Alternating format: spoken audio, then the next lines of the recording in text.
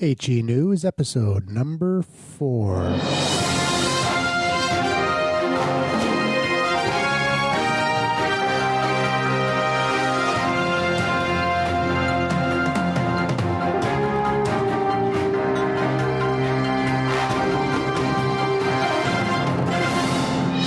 You're listening to Health Empowerment News with CROFT WOODRUFF. Are you suffering from drug-induced nutrient depletion? Let's find out now.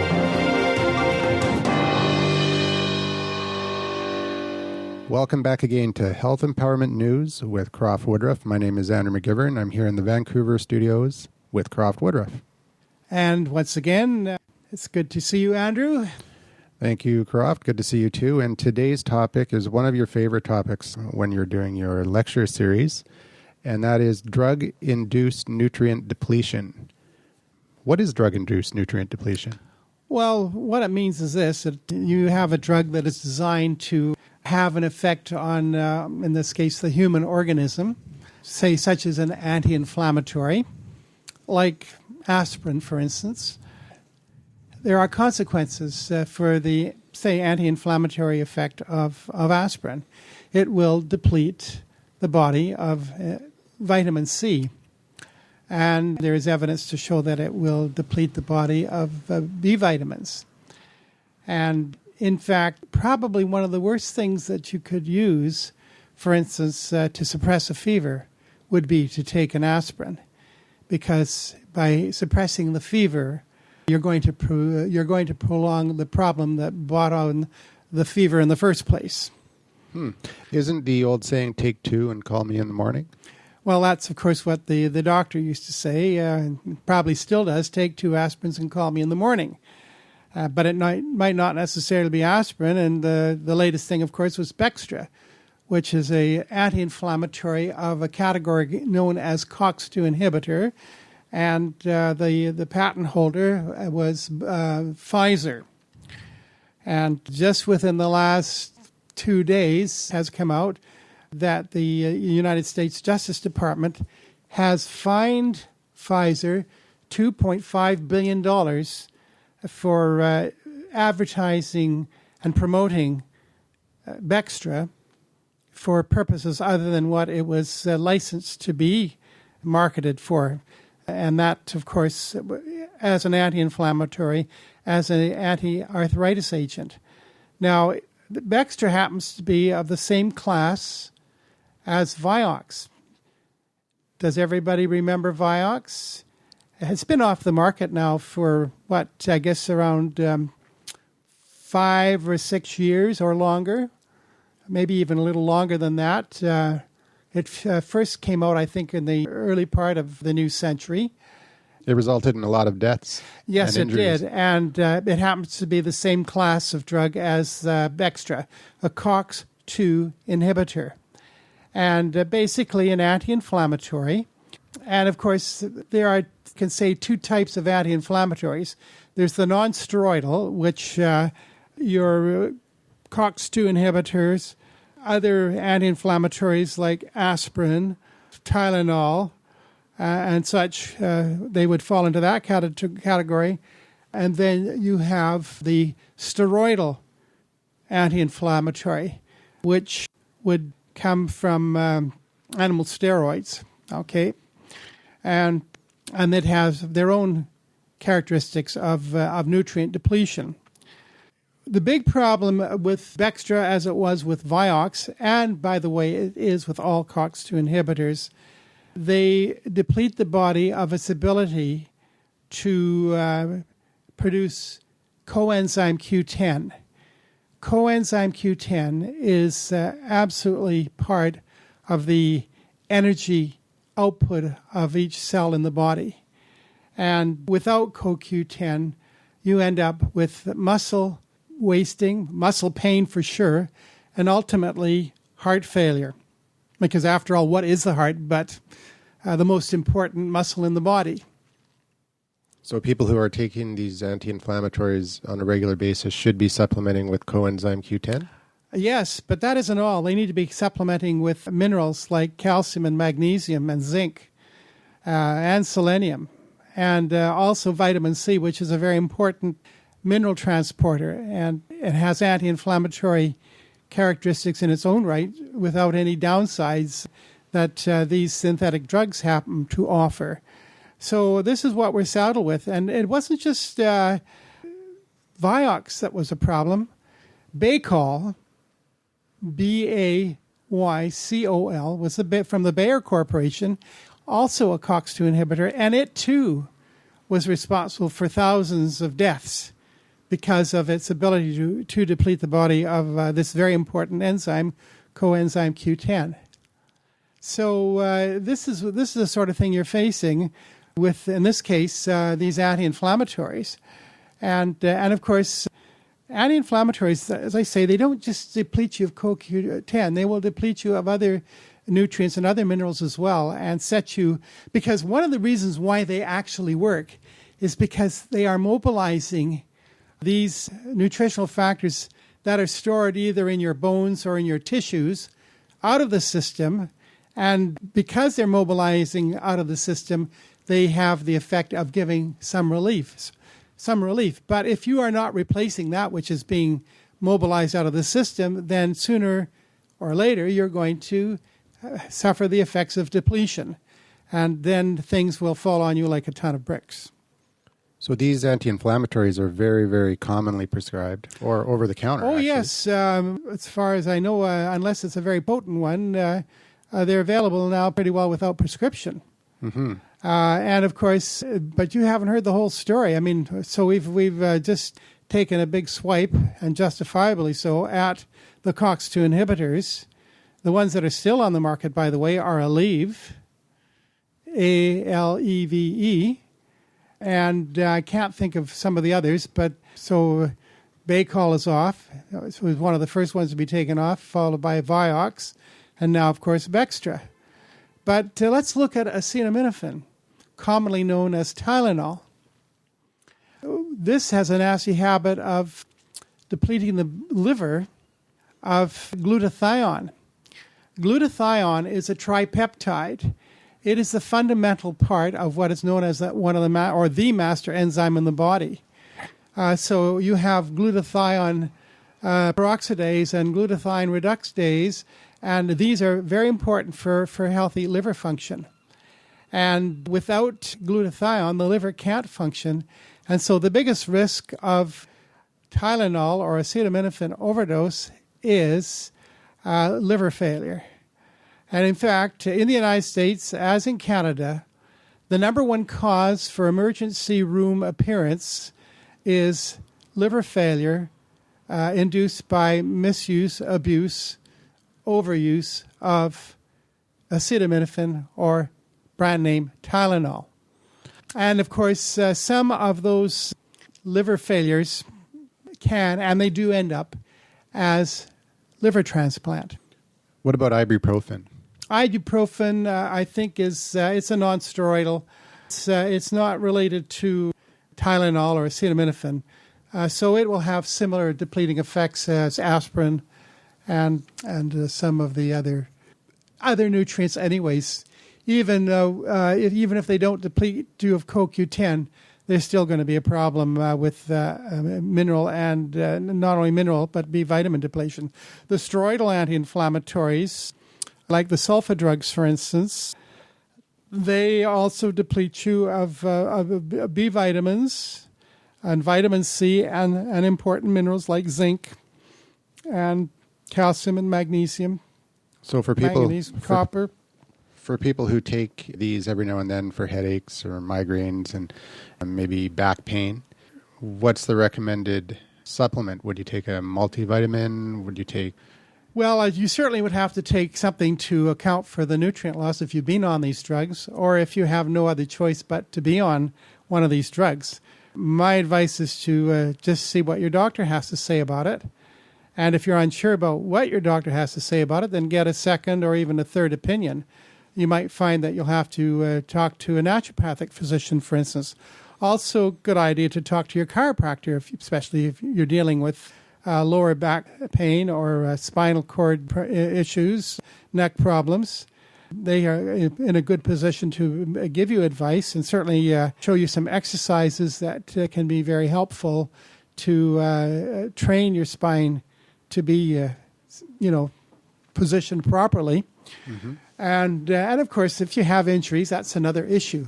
But certainly supplementing with a good, potent, multiple vitamin and mineral, and I would look for one that is complete with all the Bs and what I call the macro Bs, like thiamine, riboflavin, pyridoxine, and so on and so forth, at least 50 milligrams per vitamin, except for folic acid, at least a maximum of 1 milligram there per tablet, and B12, at least, I'd say, maybe 50 micrograms, 100 micrograms.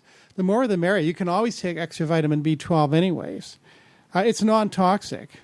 And as a matter of fact, I have seen studies where a biochemist was successfully using to treat certain cancers with very high doses of vitamin B12 in the range of 10,000 international units. And in the case also folic acid, I think in the neighborhood of 5 to 10 milligrams, but these would be prescription items. So you'd have to be dealing with a physician who knows these things and would be able to prescribe them to you if that was your bent, if you had this particular problem that would, require these. So getting back to a good B complex, so that would give you calcium and magnesium preferably in a 1-to-1 ratio. If it isn't, if you've got 150 milligrams of calcium, elemental calcium as citrate per capsule or tablet, and maybe just 50 milligrams of magnesium as citrate, my advice to you would be to take enough calcium citrate to bring up your daily intake to at least 500 milligrams of elemental calcium and at least 500 milligrams of elemental magnesium. And these should be taken with food on the stomach, and not all at once, but early in the day with breakfast and in lunch, and if necessary, perhaps with an evening meal. But digestion is strongest in the morning, and that's why I think these should be taken in the morning with food on the stomach. I'm also a great believer in taking extra vitamin C. I've seen some very remarkable results with people taking just more than 1 gram or even half a gram of vitamin C, but getting up to 3,000 milligrams of vitamin C to 6,000 milligrams or even 10,000 milligrams. And of course, 1,000 milligrams of vitamin C is actually 1 gram. So 10,000 milligrams would be 10 grams of vitamin C. My advice to you would be to take it in divided doses with your meals and, do it in quarters. Quarter at breakfast, quarter at lunch, quarter at supper, if it's convenient to do it that way, and the remaining quarter at bedtime, or else the third at breakfast, the third at, breakfast or rather lunch or supper, and the last third at bedtime. Vitamin C can do you a lot of good. Early in the morning, around 2 a.m. Onward, you'll have a significant drop of vitamin C levels in your blood. So what a better idea than to take vitamin C before you go to bed so that your blood levels will not drop below a point where you might be in distress. Vitamin C is a very powerful protector against bacteria, and it's a most potent antiviral agent. Interesting.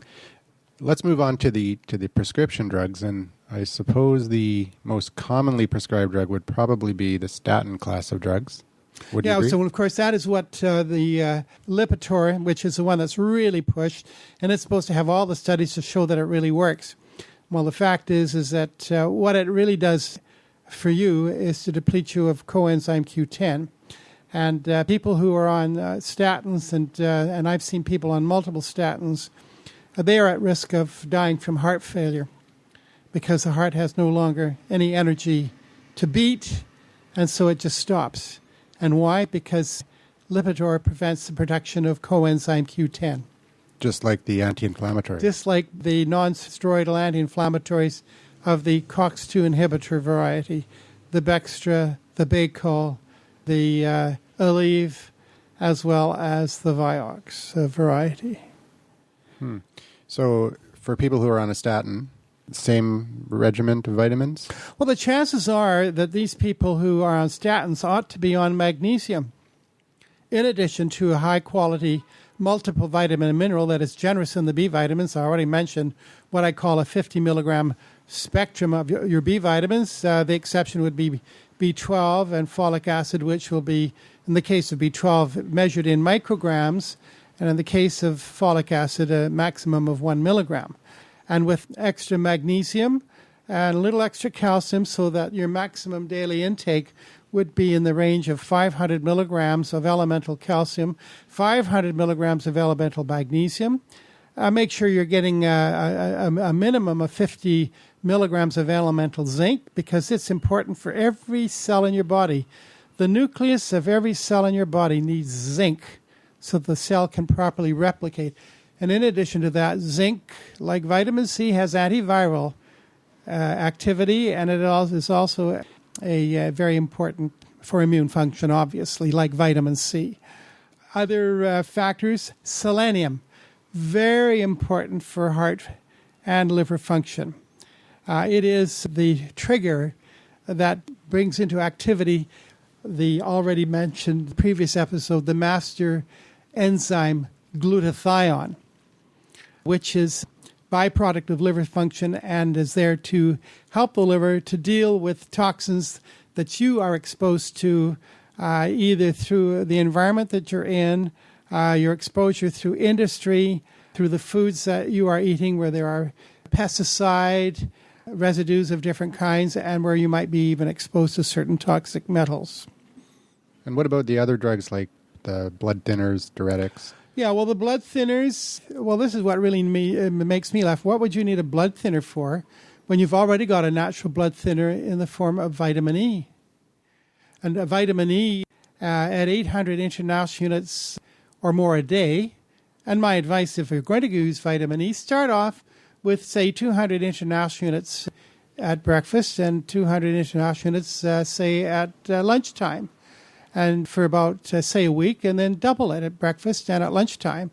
And then after another week or so, put in another 400 units at supper time, so that you'll be getting at least maybe 1,600 international units a day, because this is very protective of the cardiovascular system. And by the way, vitamin E also has antiviral activity. Vitamin C, I've already mentioned how much that you should be taking for that if you want to boost your immune system and protect your cardiovascular system.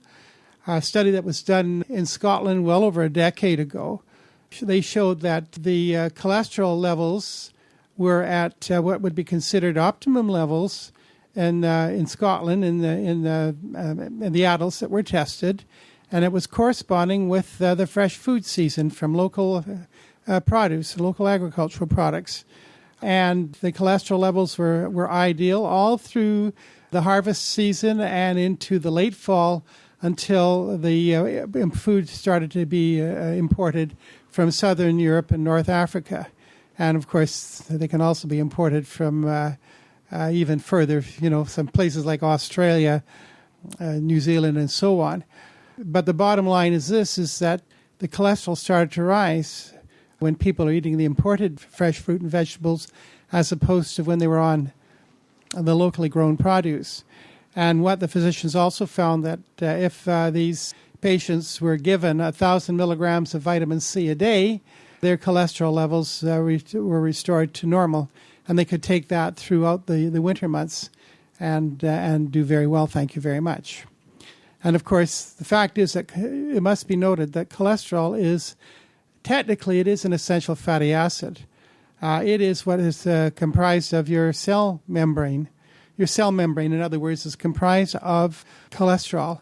It helps to prevent unwanted bacteria and viruses and other things to get in and to the cell and poison the nucleus of the cell. And so it plays a very, very important role. Your liver will manufacture cholesterol if your body is, if you're not getting enough in the diet. And of course, cholesterol is an animal fatty acid. It's animal-based. There is no cholesterol in vegetable oils. So lard, which of course is fat from swine, beef tallow, any oil from fish or fowl, any animal, you will find animal fat will have cholesterol in it. But you see, what is not understood is the fact that when you fry with vegetable oils, you oxidize them. At frying temperatures over 350 degrees, you will introduce trans fats. Even though you might be eating out and having French fries that are trans fat free, they've been boiled in vegetable oil, there will be trans fats. Trans fats mean rancidity. You may not taste it. It all depends on how cheap the restaurateur is when it comes to changing the fat that they're boiling their fries and other foods in. But the bottom line is you are eating rancid fat, and you will pay a toll. And this will have an effect on your cell membrane. It will destroy the cell membrane or make it more vulnerable to damage and invasion from viruses and other destructive organisms. And of course, it will raise the bad cholesterol and will do damage to the whole cardiovascular system. That is what you're facing when you use these hydrogenated or partially hydrogenated or even non-hydrogenated vegetables. If you want to use a vegetable oil that won't do this, then you have to go to a naturally unsaturated vegetable oil, such as palm kernel oil, as well as coconut oil. But if it says modified on the label, don't buy it, because it means it's a euphemism. Modified means it's a euphemism for hydrogenation or partially hydrogenated. So you'd just be self-defeating if you use a modified coconut or palm kernel oil substitute. Olive oil, if it has a very high antioxidant content, which of course your extra virgin olive oil will have, yes, you might be able to use it once. But it too, the high temperature frying is going to destroy the natural antioxidants in the oil, and then it will become, a threat rather than a boon to your health. As far as I'm concerned, olive oil should be used raw on salads. As I said, if you want to fry, your other option, of course, is to fry with lard, and that's fine if you're neither Muslim or Jew, because, of course, in those religions, pork fat is forbidden. But not everybody is Jewish, and not everybody is Muslim, and not everybody is vegetarian, and they will use lard. But you better read the label, because nowadays, the way they feed the pigs, a lot of their fat is liquid, and so the lard has to be hydrogenated to make it solid at room temperature. So that's another one of the facets of modern animal husbandry, where they're fiddling around with the diet of animals. When it comes to wild game, which would be venison from deer, moose, elk, reindeer, the fat from these animals, even wild horses, is safe to eat and to cook with, because it isn't so super saturated, and therefore it will withstand frying cooking temperatures. Same applies to wild birds, turkey, geese, and ducks, and that sort of thing. That's that's your bent. This program is meant to educate, not to indoctrinate you into one position or another. If you've already have your own ideology in terms of what your diet should or should not be, we're not trying to be dogmatic here. So the idea is you can do what is best for your own health and well-being. So you do have options. So as I pointed out, if you want to have fried foods, then you better look for coconut or palm kernel oil if you're a vegetarian. What about herbs like garlic and whatnot for cholesterol? Yes, garlic has been shown to lower cholesterol. When you see during the Second World particularly, because of patent right protection with the German pharmaceutical companies, the very patriotic British and American pharmaceutical houses were not permitted to market because of their patent agreements with the Bayer Corporation and other IG Farben, actually, of Germany. They were not allowed to produce the sulfa drugs during the Second World War, and that put the Allied armies in a bind. In the case of the Russians, they couldn't get it anyways because the communist dictatorship was out of sorts with the capitalist world. But the Russians, to keep their troops fighting and to fight off the cold and the flu and other infections, they used garlic. And garlic became known as the Russian penicillin. And because of the problems with infections amongst the Allied armies, particularly sexually transmitted diseases, which is always a problem in wartime with soldiers on leave, their sexual activity, sexual transmitted diseases become a real problem. And the Allies were forced to they were actually forced to force the pharmaceutical companies to take penicillin off the shelf and put it into the field and use it and get those problems under control. So that was the story behind penicillin, the story behind the sulfa drugs, and of course the story behind the garlic. And there are other herbs that have powerful antibiotic activity as well as cholesterol-lowering activity. Garlic certainly as an antibiotic and as a cholesterol-balancing agent. You also have oil of oregano as well as thyme and rosemary and other aromatic herbs, either their essential oils or the herbs themselves. And of course, this is very important why we should incorporate so many of these herbs raw into our diet, into the form of salads. Now, some vegetables are best eaten cooked or lightly cooked, and that means the cabbage family, because they have a anti-thyroid factor, which can cause hypothyroidism. And that's why they have to be cooked or processed in such a way, like sauerkraut, for instance, in the case of cabbage, or pickled, so that the benefits are maintained, but the downside, in this case, inducing or stunting thyroid activity, is eliminated. So that's the case with these vegetables of the cruciferous family, and that's your broccoli, your cabbage, cauliflower, Brussels sprouts, kale, and can't think of anything else right now, but I think that pretty well covers it. So that brings up an interesting point, because we're talking about drug-induced nutrient depletion. Are there foods or vitamins that have that effect on other vitamins? Like if you take a nutrient, is it possible to deplete other nutrients?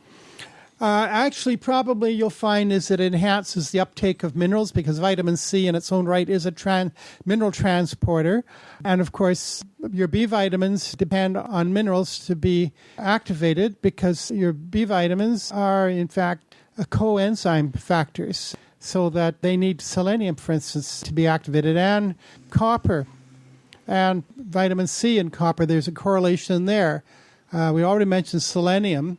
There's also, we're now finding out vitamin C and molybdenum. So you will find in a quality high-potency multiple vitamin mineral, you will find molybdenum included in the formulation, as you will find, of course, some manganese, selenium. But selenium, very, very important factor. It has powerful anti-cancer qualities, as is vitamin C, by the way. But selenium has been used experimentally on cancer patients. And what they found was this, that when the blood levels of the selenium reached 4 micrograms per deciliter, I guess it was, the tumor started to shrink.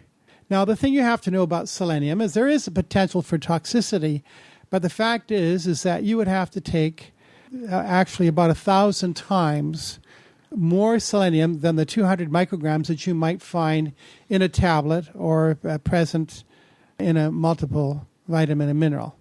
So it's very, very safe.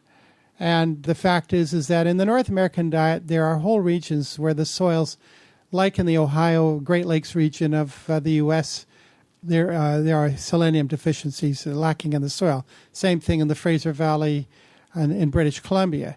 higher areas of selenium in the soil are the Dakotas and Nebraska.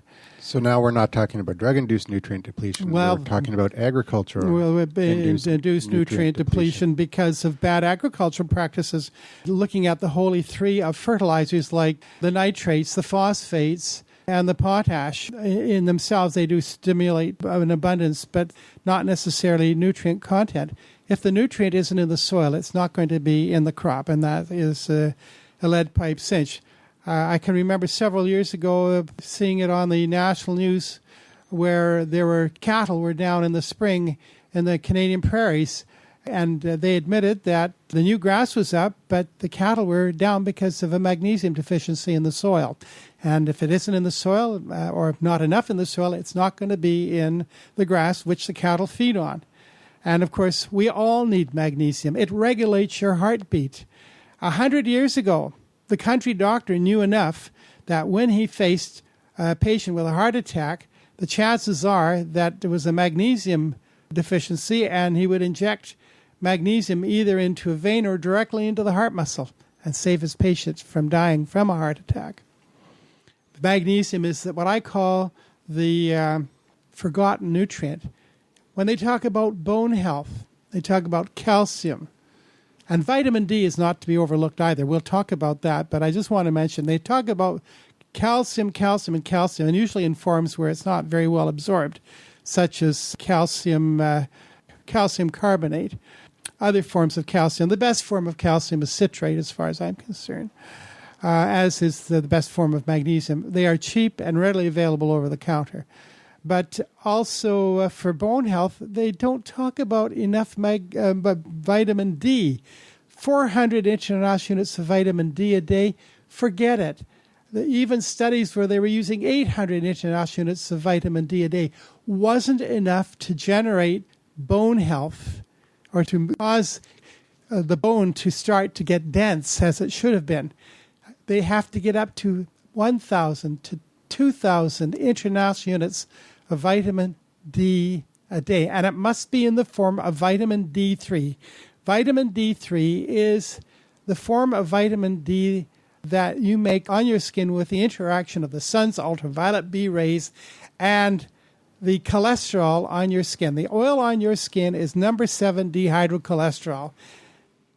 There you are, cholesterol, absolutely important nutritional factor for your ability to produce vitamin D. That's why it's a fatal mistake to bathe before you go sunbathing. No, don't bathe before you go sunbathing. Go sunbathing before you bathe.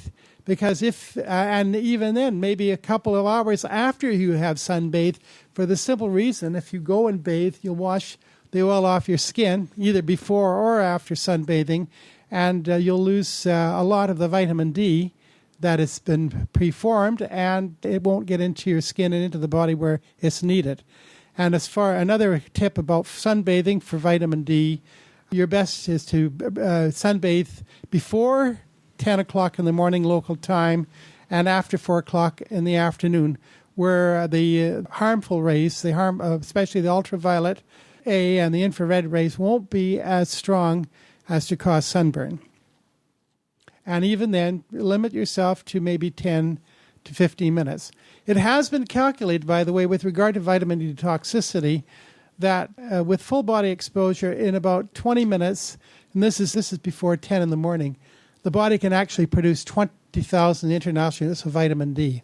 Obviously, not all of it is used, but it's a cinch that we need a lot more vitamin D than what we're getting, especially if you live beyond the 49th parallel, you're not getting enough vitamin D in the summer months to carry you through the winter, so it's advisable to supplement more.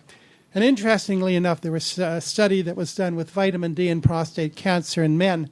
It was carried out in Mount Sinai Hospital in Toronto. Mount Sinai Hospital is a teaching hospital of the University of Toronto, I believe.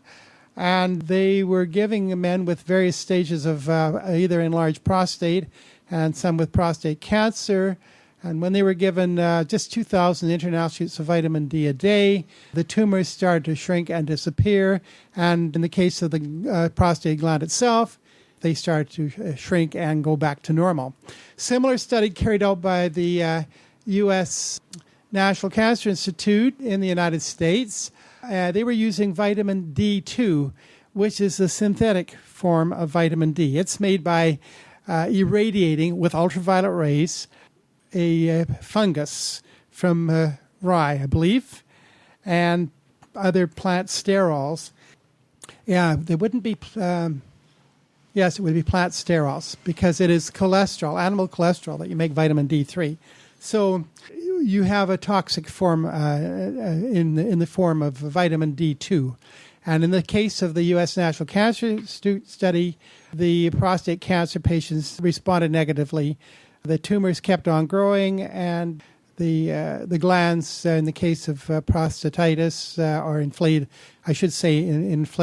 prostate, or in the case of enlarged prostate, did not get relief from the synthetic vitamin D. And by the way, there's another form of synthetic D, because there's always controversy about synthetic versus natural. Well, I want to tell you right now that there is a significant difference between synthetic and natural vitamins, and it all depends on what the vitamin is synthetically derived from, as opposed to any old thing.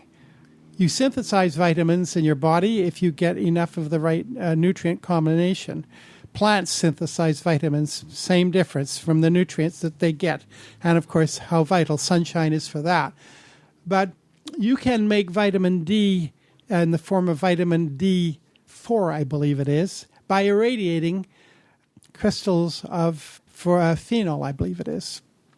But anyways, there is a form of vitamin D. It's called D4, and it's highly toxic. And that's why it's not on the market.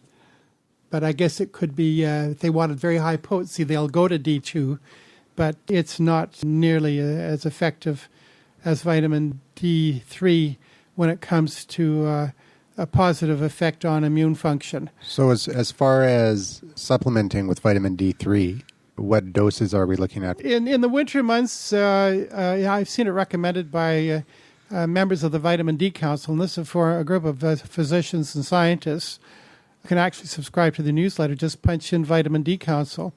And they usually recommend about 2,000 international units a day, or even more, depending on, in the winter months particularly, and what part of the world you live in. Because if you're in the higher climates, higher latitudes, you're going to be getting less vitamin D from exposure to the sun, particularly in the winter months. And of course, when you have cloudy, stormy days, you're not going to be getting much sunlight to produce vitamin D in any event. So. And what about pigment of your skin? That has to do with the melanin in the skin, and that's affected by how much exposure you have. So it's to, of course, protect your skin, but you can overdo it with sun exposure and turn your skin into almost like leather. So would a black person living in a northern climate they require need to take a lot extra more vitamin sun? D. They require and should be supplementing with extra vitamin D for sure. In fact, there is a direct connection between one form of multiple sclerosis and vitamin D deficiency. There is a viral form of multiple sclerosis that has been successfully treated and put into remission with B vitamins and minerals and vitamin D. Some of the vitamins have to be or in the injectable form. I know of people who've been successfully cured of their multiple sclerosis by these protocols. And if anybody wants to find out, they can email us, and the information will be made available and as to the studies and where you can get the information. What about the other drugs, the diabetes, blood sugar modulators? Well, there's another problem. We have genetically engineered Humalog, which is a genetically engineered insulin. They've taken a gene from a human insulin-producing cell and combined it with a gene from yeast, and then they can now grow this on a medium, if you will, and produce insulin as a byproduct. Unfortunately, some diabetics cannot tolerate this factor. And it may be because they are allergic to the yeast, the medium of yeast that the human insulin was genetically produced in, or genetically engineered to be produced in. But that is a fact. And so you have some diabetics who have to rely on either bovine or pork-derived insulin. And very interesting, by the way, about this, because when it comes to blood, I should say genetic typing, humans genetically, their RNA DNA is very closely typed to that of, in terms of tissue typing, to that of swine. And that is why most people who are diabetic can tolerate insulin from pork, derived from pork, insulin-producing cells, and also why they can also tolerate pigs' heart valves transplanted into their own heart. But such is not necessarily the case when we look at, for instance, monkeys. Genetically, we are very closely related to them. But interesting enough, unlike pork viruses that will jump to humans, which is one of the downsides of that close relationship, that doesn't happen with monkeys and apes. Unless, of course, we incubate vaccines in the tissues of monkeys and apes, which has been done and has caused a problem. What about the Cialis, Viagra, those type of drugs? Do they have nutrient-depleting effects on the body as well? Well, I would imagine they would. Zinc, particularly in men, is very important for sperm production. And zinc depletion can also affect the ability to get and maintain an erection.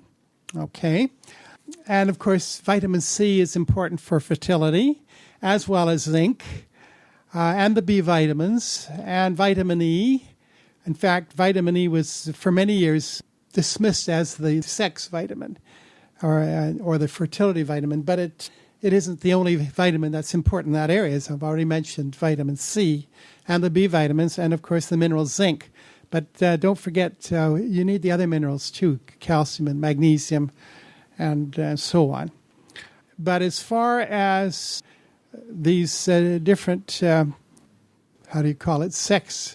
erectile dysfunction. Yeah, shall we say, sex enhancement drugs are concerned, the downside is that there will be depletion of nutrients. And I think basically you'll be looking at zinc and vitamin E.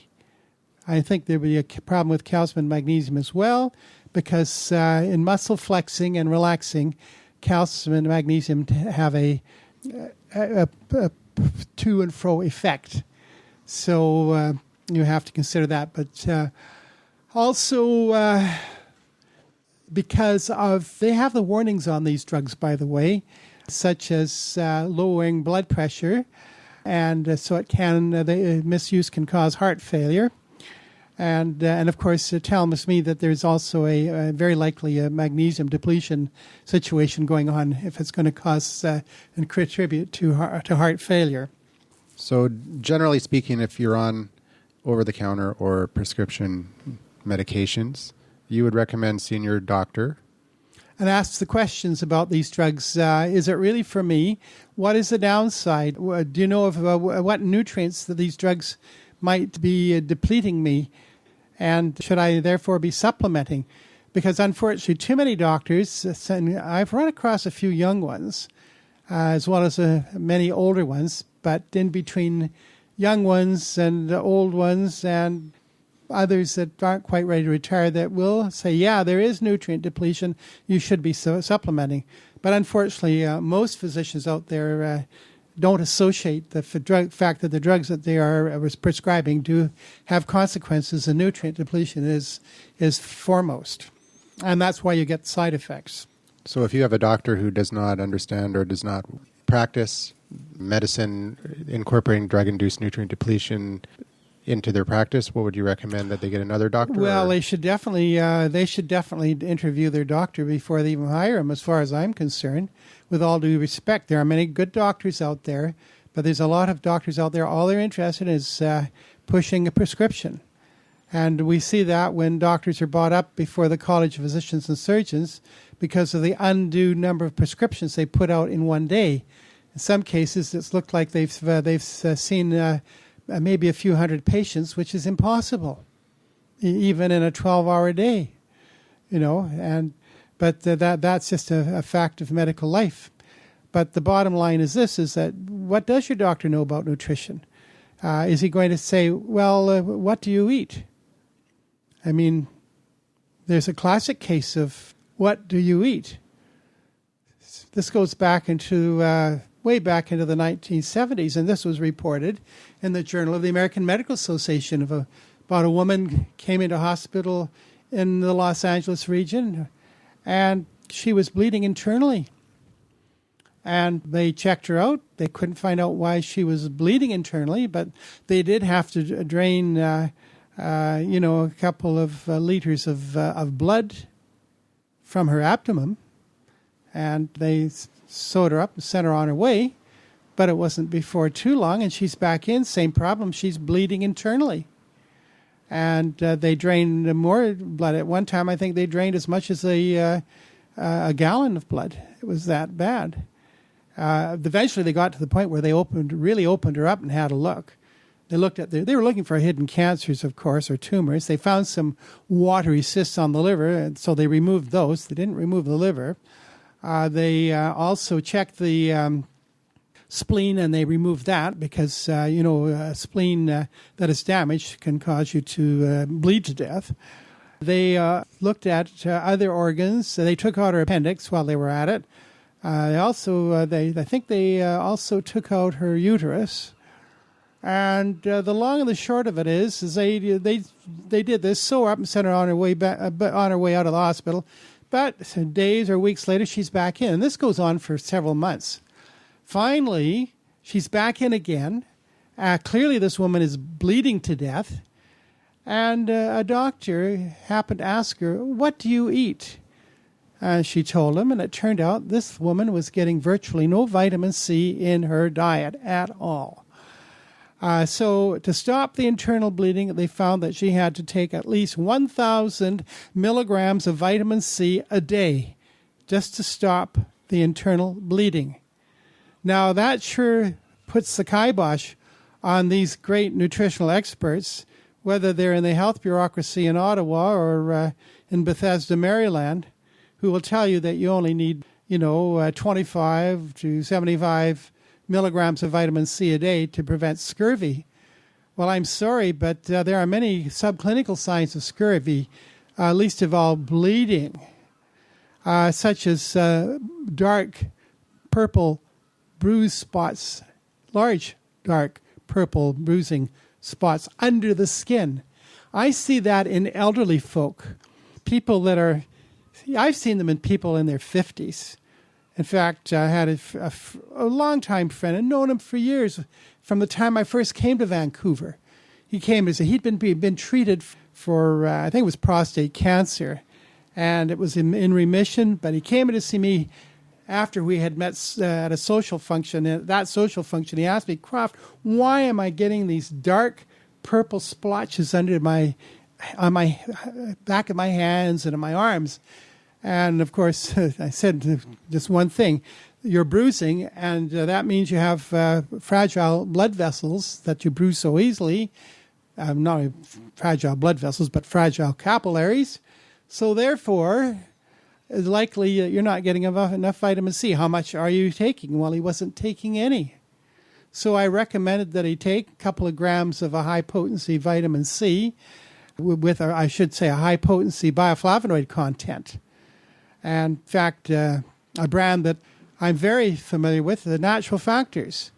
I recommended their Vitamin C Extra, which is gives you 500 milligrams of vitamin C and something like 500 milligrams of citrus bioflavonoids, plus some rose hips and some other members of the bioflavonoid family. And I suggested he take about 2 of those twice a day, which he did. Within a week, all the purple splotches disappeared and stopped recurring. So, and by the way, we don't get paid by Natural Factors to do this program or to give them a plug. This is one of the most reliable vitamin companies I've ever come across in all the years that I have been in the industry. Well, there you have it. We've been talking about drug-induced nutrient depletion and how you can help yourself using nutrients. I guess it's called orthomolecular medicine. Well, that's what Linus Pauling coined, and certainly it was taken up by the late, great Abram Hoff, a great advocate of nutrients. He was a psychiatrist who was treating... He was a food chemist.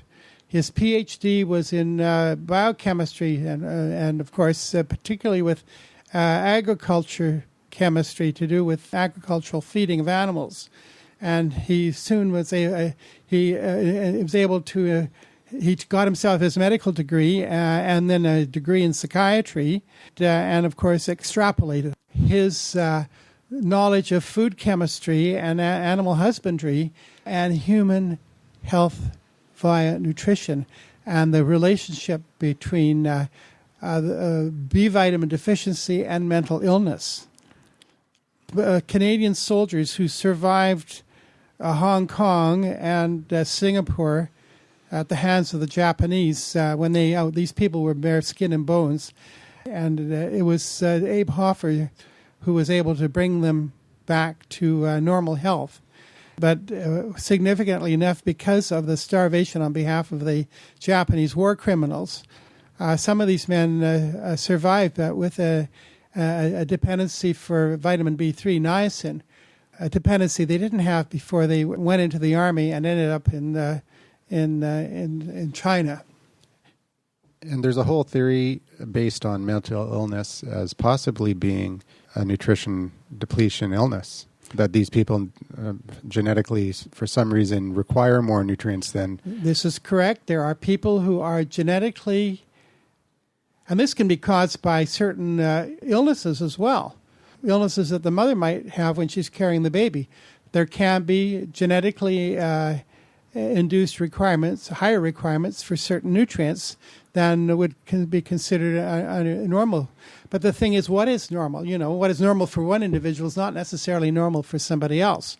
But it's definitely Dr. Hoffer and his other colleagues in the nutritional sciences have found people in the population who had genetically acquired need for higher than normal, what would be considered normal amounts of nutrients in their diet.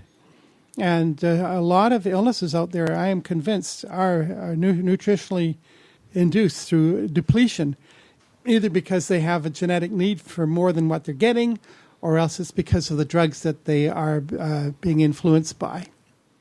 Interesting. Well, that's why CROFT WOODRUFF is known as the Walking Encyclopedia of Natural Health.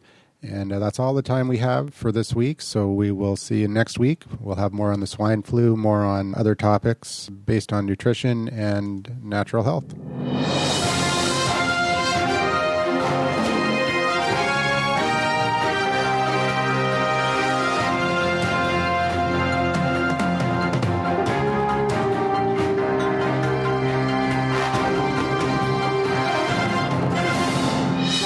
Thanks again for listening to Health Empowerment News with CROFT WOODRUFF. If you have any questions for future episodes, please email info@foodsarenotdrugs.com.